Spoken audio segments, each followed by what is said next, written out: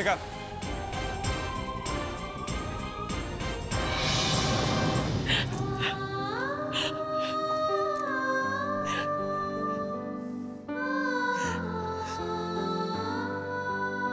Kritika,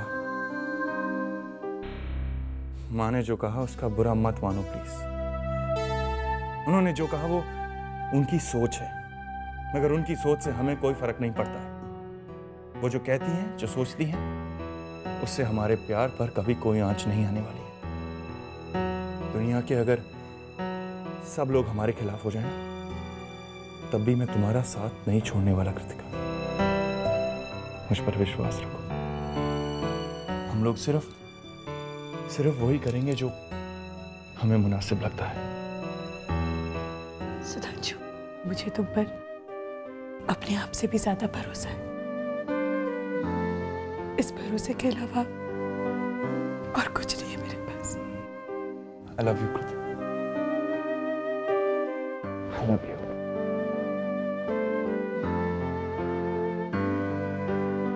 I love you too, Sudhanshu. लेकिन अब वक्त आ गया है कि मैं भी कोई फैसला करूं, और इसमें मुझे तुम्हारे साथ की जरूरत है। तुम पहले दफ्तर जा रही हो या कृतिका से मिलने? पहले मीटिंग में और फिर कृतिका से मिलने जाते हैं। हेलो।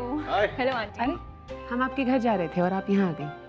तो फिर थोड़ी देर रुक जाइए, मैं असल वर्ल्ड की सीडी लेकर आई हूँ, देख के जाइएगा। हम बाद में देखते हैं, इस वक्त हमें जल्दी है। बाय माँ। आप तो रुक रहे हैं ना? हाँ, मैं तो ये सीडी देखना चाहता हूँ। What a surprise, miss handicap और सीडी के साथ। इस सीडी में तुम नहीं हो। अरे मैं तो हूँ ना। अरे जल्दी से लगाओ इसे, मैं देखना चाहती हूँ मैं पिक्चर में कैसे दिखती हूँ। ओके चलो। मैं आप सबके लिए चाय बनाती हूँ।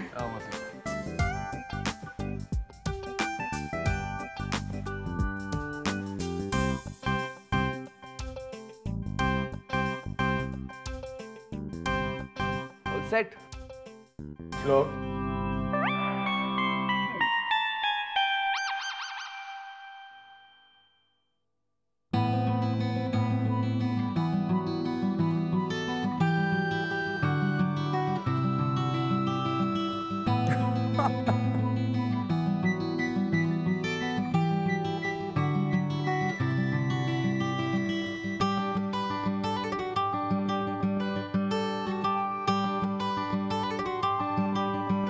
चाचू देखा आपने कितना मजा किया। हाँ दिख रहा है। और मौसी जी ये क्या है ये? वहाँ पता नहीं कहाँ से मेरे पीछे पड़ गया था।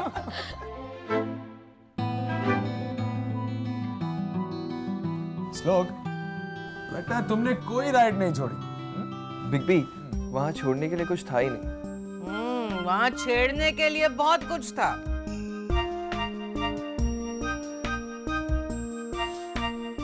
ऐसे श्लोक, हैंडीकैम किसके हाथ में था? पंछी। काफी फुटेज मिली है तुम्हें।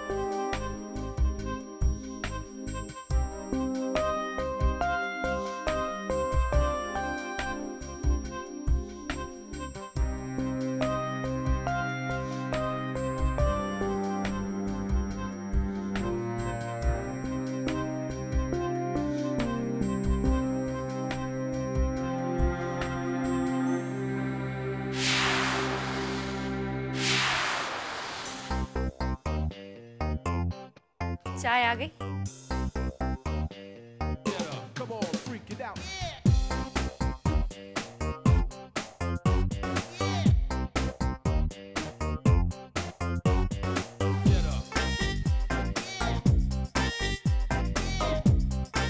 चलो बंसी, ऑफिस जाते तो मैं घर छोड़ देता हूँ। कम। बिग बी, तुम साथ चलो श्लोक। आता हूँ। बाय भाभी। श्लोक, listen to me। जब तक हंसी मजाक चल रहा है तब तक ठीक है, लेकिन हर बात की एक हद होती है। ये मत भूलो, जिस घर में पंछी रहती है उसी घर में कृतिका भी रहती है। कोई भी ऐसी बेवकूफी या ऐसी हरकत मत करना जिससे कृतिका पर कोई आँच आए। Do you understand? हाँ बिग बी, मैं समझता। Good bye. चलो बंसी। बाय भाभी।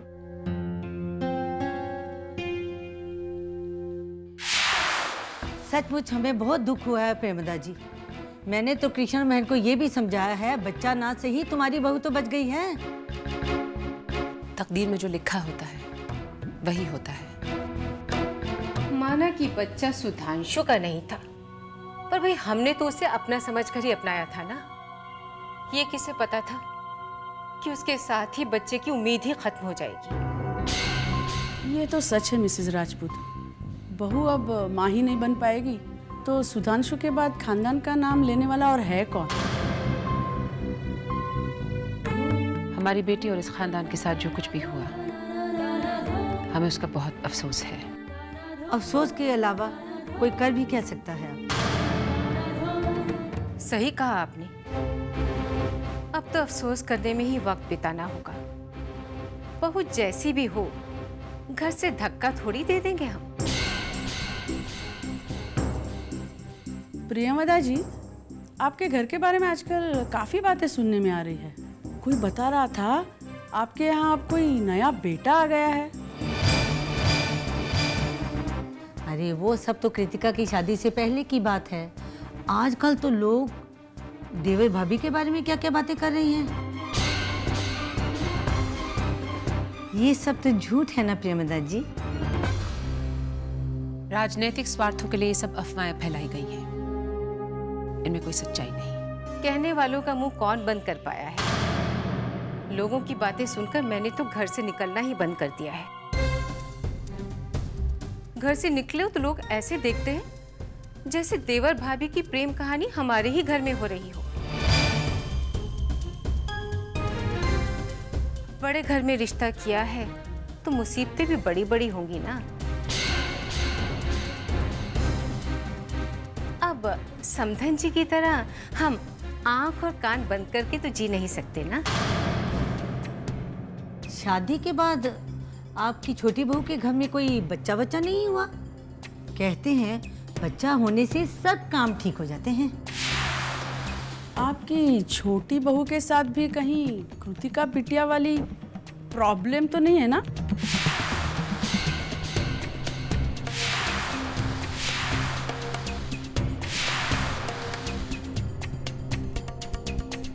हम अपनी बेटी से मिलना चाहेंगे। मिल लीजिए, वो अपने कमरे में है।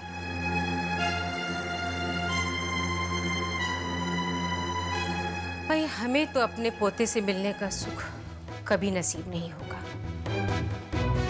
जैसी माँ वैसी बेटी। पर मैं भी किसी का लिहाज रखने वाली नहीं हूँ। दोनों ने मिलकर मेरे सुधांशु की जिंदगी बर्बाद की है। ऐसी ऐसी सुनाऊंगी, दोनों को शर्म से डूबकर मरने के लिए चुल्लू भर पानी भी नसीब नहीं होगा। चाय लेंगी मम्मा? नहीं, हमें कुछ नहीं चाहिए। बस तुमसे मिलना चाहते थे। घर में सब कैसे हैं? सब ठीक है। और तुम कैसी हो? ठीक हो? खुश हूँ। कृतिका, वो बच्चे को गोद लेने के बारे में सब तय हो गया है? हाँ मम्मा, सुधांशु मेरे साथ है। ये तो बहुत अच्छी बात है। हमें लगता है बच्चे के आने से सब कुछ ठीक हो जाएगा। जितनी जल्दी हो सके इसे कर लेना। कृतिका, कुछ ऐसे फैसले हमारी जिंदगी में होते हैं जो हमारे बस में नहीं होते, लेकिन कुछ फैसले ऐसे होते हैं जो हमारे बस में हैं। और बच्चे को गोद लेने का फैसला बिल्कुल सही है। जितनी जल्दी हो सके इस पर अमल करना। जी मम्मा। कृतिका, हम समझ सकते हैं गोद सूनी होने के बाद कहीं दिल नहीं लगता होगा, लेकिन इस बच्चे को गोद लेने के बाद तुम्हें जीने का मकसद मिल जाएगा। सारी मायूसी दूर हो जाएगी। तुम देखना। हम चलते हैं। मैं भी आपको बाहर छोड़ने आती हूँ।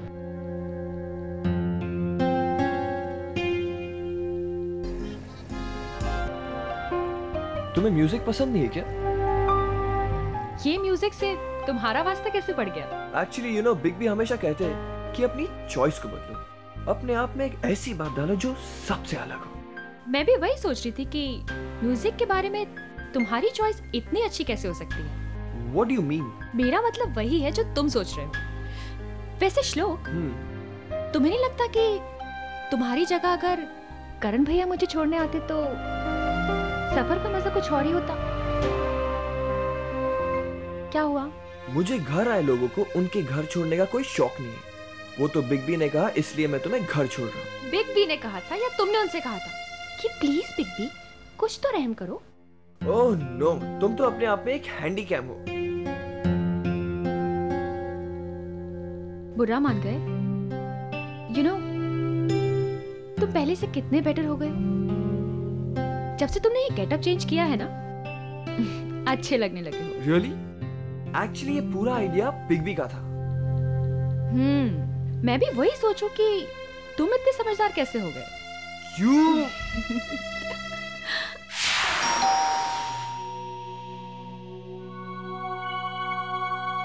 हेलो आंटी, मैं कृतिका दीदी को मिलकर आता हूँ। कृतिका सो रही है। भाभी को मैं जगा देती हूँ। उसे सोने दो। उसे किसी से मिलने से ज्यादा आराम की जरूरत है।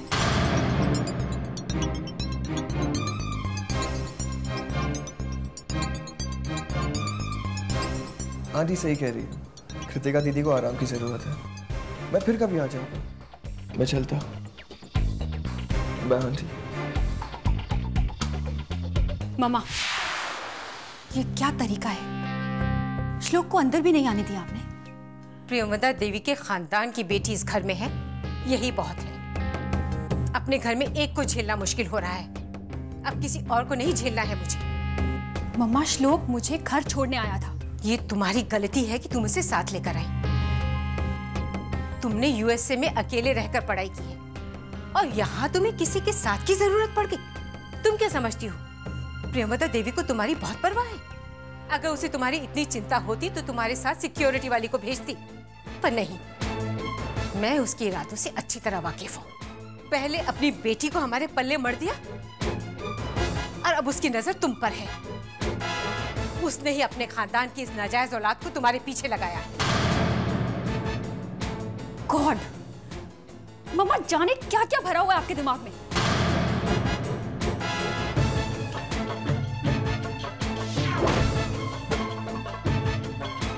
मैं प्रियंवदा देवी की कोई चाल कामयाब नहीं होने दूंगी।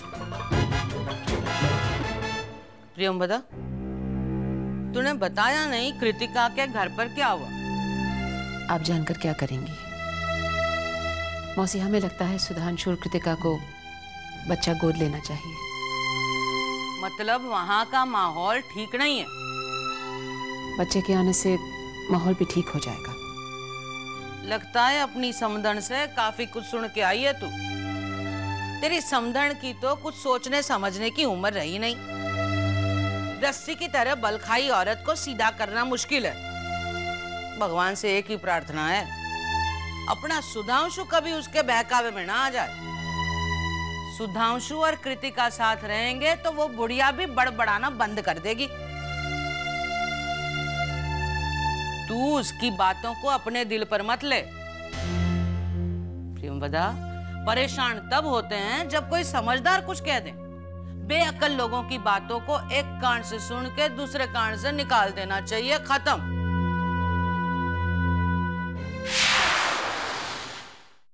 रुक जाओ, डाकू गब्बर सिंह ने तुम्हें घेर लिया है।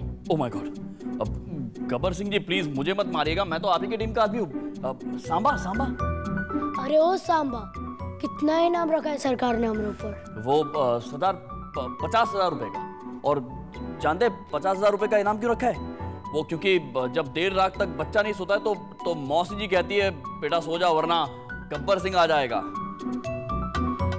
क्यों रे गब्बर, तू ही वो डाकू है ना जो हमारी बसंती के पीछे पड़ा है? ले क्या बात कर रही है मौसी जी आप? मैं तो सांबा हूँ, गब्बर सिंह तो मेरा मतलब है सरदार तो मेरे पीछे पड़े हैं। आज मेरी जान के पीछे हाथ धो के पड़े हैं। देखिए उनके पास बंदूक भी है, बंदूक में गोली है और ये सांबा भी एक। बसंती, अब मेरा मतलब है चाची जी, अब मेरा मतलब मौसी जी, प्लीज मुझे बचा लीजिए वरना हमारा गैंग खत्म हो जाएगा। आपको आपकी नन्ही सी बसंत की कसम मौसी जी। वीरू नीचे, मैं आ रहा हूँ। मौसी जी कुछ करो। लक्ष्य, रोहन, बाकी ये सब क्या हो रहा है? ठाकुर, यहाँ पे शोले चल रही है जहाँ पे मौसी भी है, बसंती भी हंस रही और गब्बर सिंह भी है। अरे मौसी जी, ये रामगढ़ वाले कौन सी चक्की का आटा खाते हैं, बंदूक ही नहीं दे रहे हैं? अरे वही जो जयवीरू ने लगा रखी है।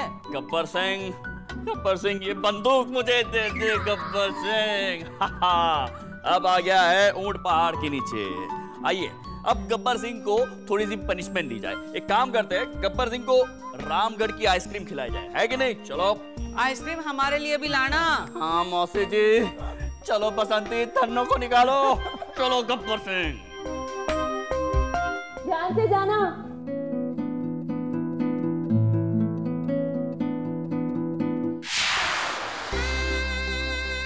भाभी क्या सोच रही हो? लक्ष्य के बारे में सोच रही थी। तुमने नोटिस किया बच्चे कितने घुल मिल गए हैं उससे? ऐसे बिहेव करते हैं जैसे उससे अभी अभी नहीं मिले, बरसों से जानते हैं। मैंने उसे गलतफहमियों की वजह से 2 बार इंसल्ट भी किया, हाथ उठाया उस पर उसने कभी इस बात का बुरा नहीं माना। ऐसे बिहेव किया जैसे कुछ हुआ ही नहीं। पता है कॉलेज के दिनों में जरा सी बात पे लड़ाई कुछ भी होती थी ना तो सीधे घर पहुंच जाता था, लेकिन अब इतना मैच्योर हो गया है वो।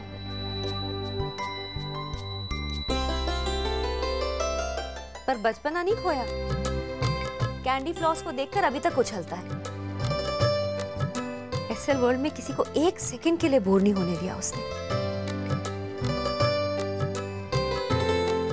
पता है उसकी सबसे अच्छी बात क्या है करण? बिना कुछ कहे ही वो खुद ब खुद सारी बात समझ जाता है। अपनी प्रेजेंस से वो अकेलेपन और दुख के एहसास को मिटा देता है। वो है ही ऐसा। करण, लक्ष्य उन गिने चुने लोगों में से है जिन्हें दोस्ती के सही मायने मालूम है। उसे दोस्ती निभानी आती है।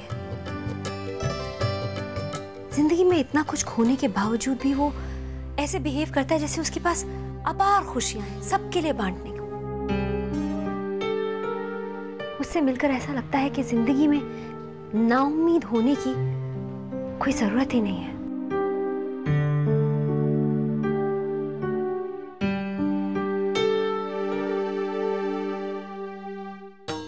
घर से निकले तो लोग ऐसे देखते हैं जैसे देवर भाभी की प्रेम कहानी हमारे ही घर में हो रही है। बड़े घर में रिश्ता किया है तो मुसीबतें भी बड़ी बड़ी होंगी ना। समधन जी की तरह आंख और कान बंद करके तो जी नहीं सकते ना। आपकी छोटी बहू के साथ भी कहीं कृतिका पिटिया वाली प्रॉब्लम तो नहीं है ना? कोई बता रहा था आपके यहाँ अब कोई नया बेटा आ गया है। कहने वालों का मुंह कौन बंद कर पाया है। बहू जैसी भी हो, घर से धक्का थोड़ी दे देंगे हम। घर से धक्का थोड़ी दे देंगे हम। घर से धक्का थोड़ी दे देंगे हम। धक्का थोड़ी दे देंगे हम।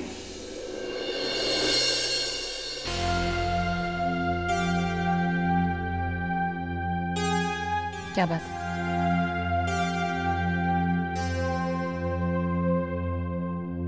कुछ तो बात है, बताओ हमें। क्या बात है करण बेटे? मन में जो है उसे मन में नहीं रखते। बोलो क्या बात है? हाँ मौसी, मां अब फैसला लेने का वक्त आ गया। कैसा फैसला? भाभी की दूसरी शादी का फैसला।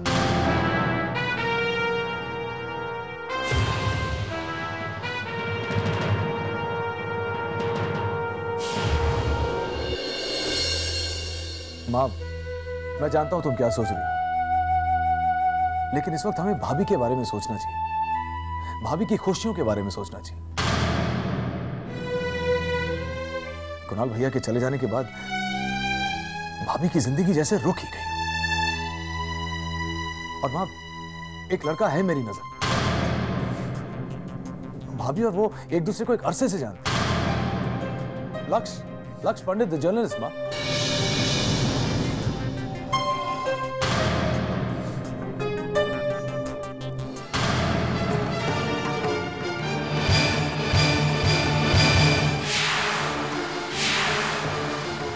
उर्वशी की कहानी में ये लक्ष्य कहां से आ गया? इसके नसीब में दो जनों का प्यार और मेरे नसीब में एक भी नहीं। पूरा खानदान उर्वशी का घर बसाने की तैयारी कर रहा है।